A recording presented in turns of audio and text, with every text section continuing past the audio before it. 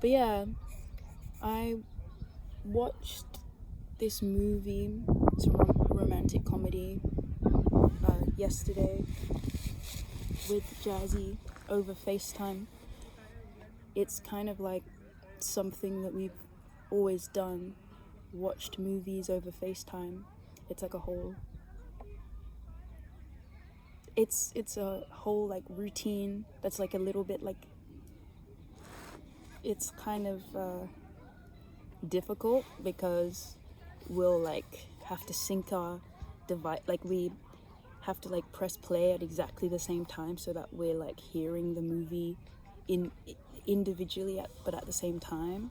And then so if like one person's movie lags, or if someone has to go to the bathroom, it like messes up the synchronicity and then we have to start again. So it's like a bit of a like stupid process, but it's become like very much like a unintentional kind of like ritual that like we do when we are long distance, which is like, you know, we're pretty seasoned at long distance. But yeah, so we watched Shall We Dance, which is a rom-com starring Jennifer Lopez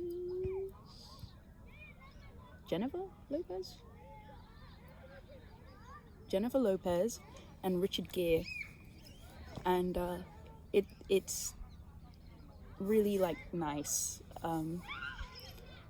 I love romantic movies, but like sometimes, especially in the last like 20 years, they've sort of taken a trend a bit more toward I guess what a lot of people understand to be realism, but in doing that, some of them have lost a bit of their whimsical and quite like light-hearted energy that I think really characterized rom-coms of like the 90s. So like my favorite one of all time is When Harry Met Sally, but this was my first time watching Shall We Dance, and it's up there now with When Harry Met Sally. Specifically romantic comedies. I love romantic movies in general, but comedies are, I think, a bit more of a delicate genre to really like do really well, and then this movie definitely succeeded in that. But it's just about like a married man, Richard Gere, who is kind of going through a bit of a inner crisis about a sort of, he feels quite stagnant and a bit stagnant and a bit unhappy and dissatisfied in his marriage to his wife, who's played by Susan Sarandon, and he takes the train back and forth from work. He's like got a really good life, which he acknowledges and loves, but he feels this kind of, you know, the sort of melancholy of repetition and all that. And so on his way to and from work, he starts going, he sees this like dance studio on the train, and he takes the train back and forth, which I think I also really liked because I love to take the train as well. But he sees this dance studio, and then he passes it every day, and then something about it just really like draws him to it. Actually, at first glance, that the something about it is Jennifer Lopez. She's like standing in the window and she looks a bit sad, but she's like this like haunting, mysterious, like sad, beautiful lady in the window, and he's drawn to her from a distance, but she's standing in the window of a dance studio. And so after a couple of nights of just observing her, or maybe weeks, he just on a whim decides to get off at that station and go inside. And then it's a pretty like not abandoned, it's just like a bit of a failing, I hate that word, bro. I actually hate that word. You've been saying it lowers my frequency. I'm being too pedantic about the words.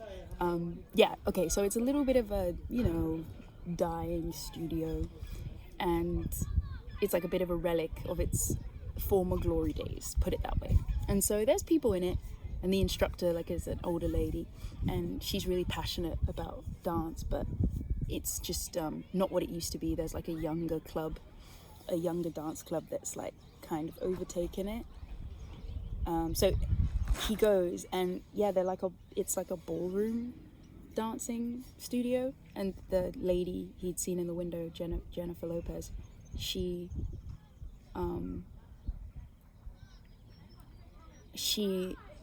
is a instructor. And anyway, it's not what you think. I think initially it feels like it's heading a bit towards that cliche, dissatisfied husband, alluring, mysterious, young woman, and then he's drawn to the studio, but not really for the sake of dancing, but to so that he can get to know her, I guess, or dance with her.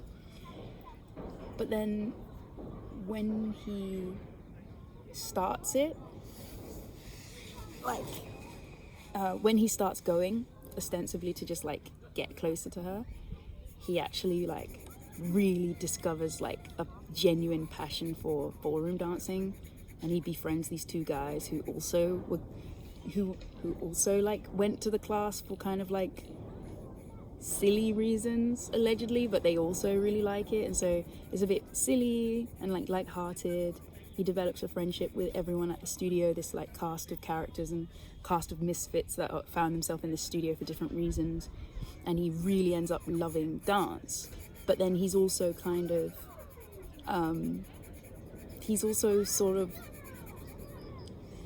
he's contending with this kind of crush or fixation that he's developing for the instructor. Meanwhile, he is married, and he has a kid and a house and all the things that he loves genuinely. Anyway, what I found cool, hang on, I'll wait. I got previously cut off a bit because people are out and about, and I'm not that comfortable filming in public. But yeah, the movie. I don't need to explain the whole plot, but it's not what you think it is. He's drawn to this enigmatic, mysterious woman,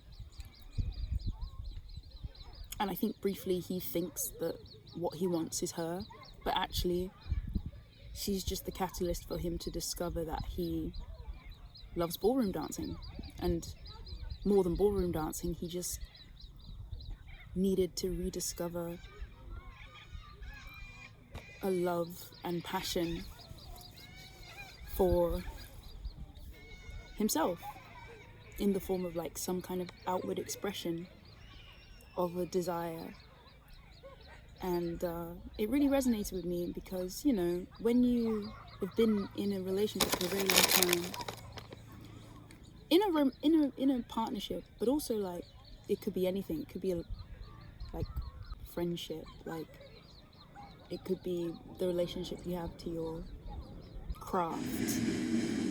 But when things are familiar and safe, I think it can unintentionally, and with no one at fault, it can lull you into a state of disengaging with yourself a bit and not exercising the sort of self-exploration and curiosity that connects you to life itself, and what makes you the expansive presence that your person loves about you in the first place.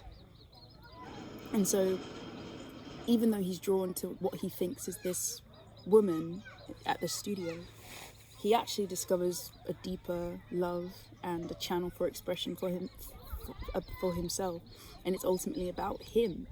And so I love it because you know, his wife suspects him of having an affair, and she hires a PI, and then the PI finds out that he's just dancing. And then he briefly does flirt with the idea of like, do I want this woman? But she doesn't, the instructor doesn't want to be with him.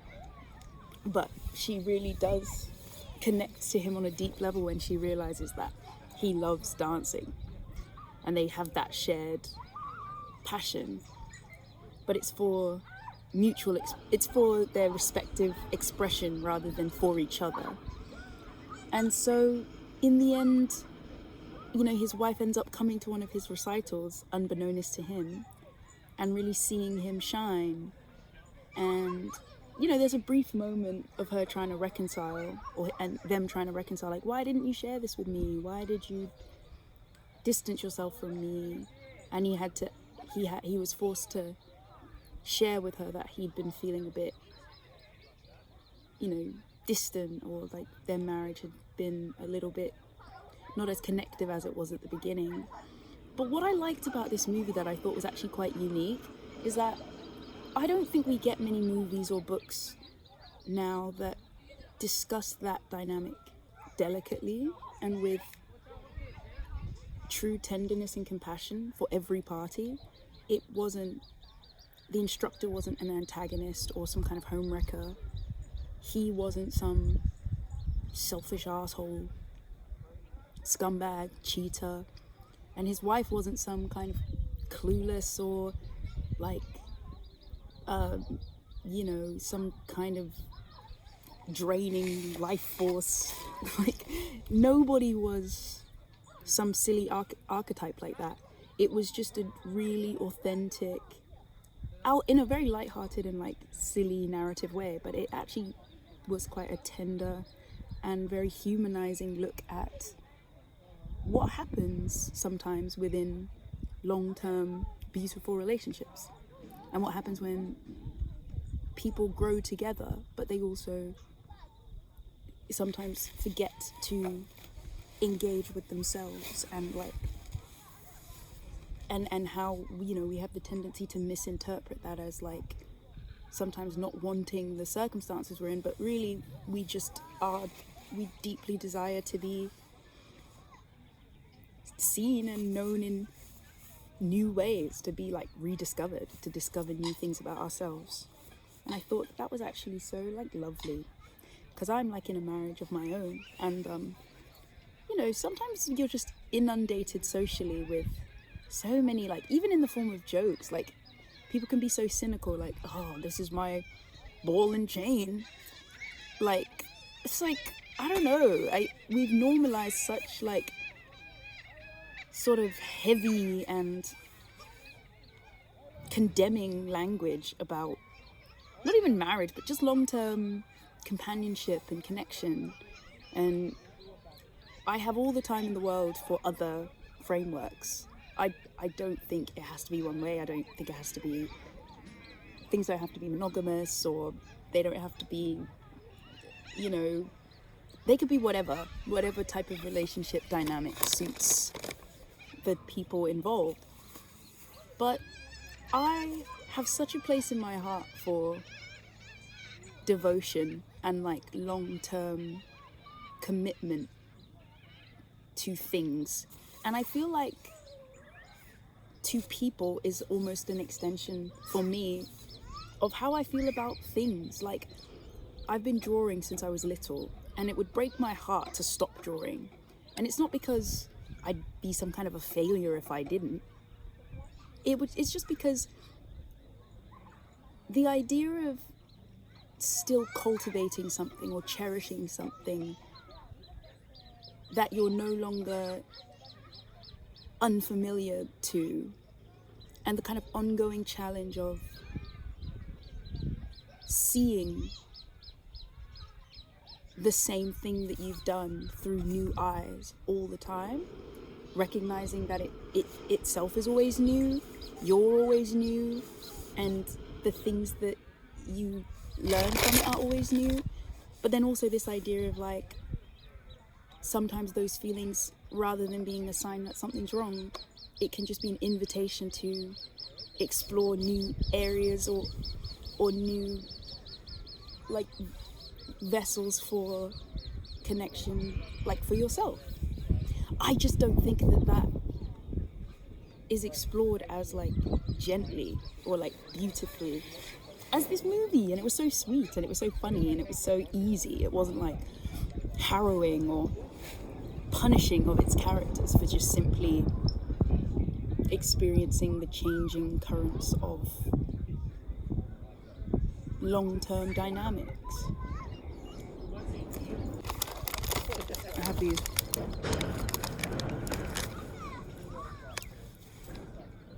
So,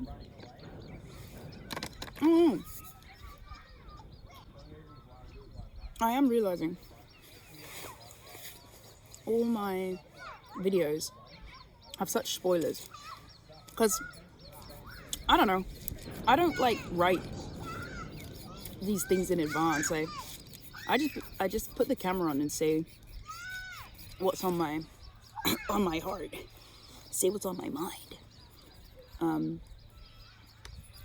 But I don't know, it's weird. I think it's almost like I'm talking to myself, or I'm talking to someone who I assume has seen the movie. So I'm like, let's discuss, rather than I'm gonna break down the plot for you. But yeah, I think that also, you know, I'm young. I'm actually, well, marriage is interesting because marriage is a very like traditional thing that people have a lot of preconceptions about that come from like socially reinforced things. And like when you don't neatly fit into the ideas that people have about what it means to be a married person, it can be this weirdly isolating experience, at least at my age and in my configuration, where it's like I'm always seeking to find the experiences and the like learnings and the lessons of being in a long-term relationship or marriage. I'm always looking for like stories that capture some of the nuances of it or can teach me about how to like navigate, as I do for everything else. But there's such like intense social weight attached to marriage that it can be hard to find stories that are, I don't know, tender and universal. I think sometimes they feel very like wagging a stick at you, like very moral, but like, I don't know. And I think that's the sort of thing that relegates people's true feelings into secrecy. And like from secrecy comes betrayal and, you know, dishonesty. But like this movie kind of was like such an opposite approach. It was like, it almost felt like it was going in the direction of like, oh, the typical story, he's gonna start up an affair. But it was just like, no. He just had this thing for himself, this ballroom, this discovery of ballroom dancing. Like, it was just something he pursued for himself, discovered he really loved, and it felt vulnerable to kind of bring his family and his wife, who knows him in like a very authentic but sort of like a previous version of himself.